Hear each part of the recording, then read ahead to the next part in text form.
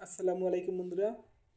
জনপ্রশাসন সংস্কার কমিশন বাংলাদেশের অন্তর্বর্তীকালীন সরকারকে প্রস্তাব করছে একটি, যে বাংলাদেশকে 4টি প্রদেশে ভাগ করার জন্য। তো এ বিষয়ে জনমতে অনেক কথা আছে, অনেক অনেক মানুষের প্রশ্ন আছে। তো কালবেলা একটি প্রতিবেদন করছে, জরিপ করছে অনলাইনের মাধ্যমে।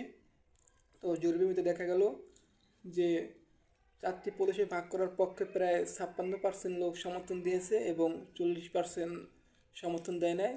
আর প্রায় 4% লোক কোনো মন্তব্য করে নাই। তো তার মানে বোঝা যায় অনেক মানুষই, বেশিরভাগ মানুষই চায় যে বাংলাদেশ 4টি প্রদেশে ভাগ হোক। তো 4টি প্রদেশে ভাগ হইলে তো 4টি প্রদেশে আলাদা আলাদা সরকার থাকবে। তারা মেইন সরকারকে, যেরকম ভারতের মতো, যেরকম ভারতের আলাদা আলাদা প্রদেশ আছে, আলাদা আলাদা মুখ্যমন্ত্রী আছে, এরকম একটা হবে।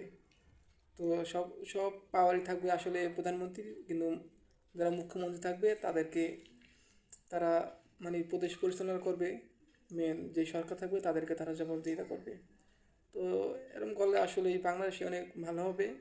তো বাংলাদেশে অনেক জনগণ, তো বাংলাদেশে মানুষের অনেক চাওয়া পাওয়া আছে, তারা সব কথা তো সরকারের কাছে পৌঁছায় না। যদি এইভাবে ভাগ হয় তো সরকারের কাছে জনগণের কথা পৌঁছাবে। তো ওটা করলেই ভালো হবে, আমার মত এটাই। তো বন্ধুরা, আপনাদের কী মত এটা জানাবেন কমেন্টে। তো বন্ধুরা, আল্লাহ হাফেজ।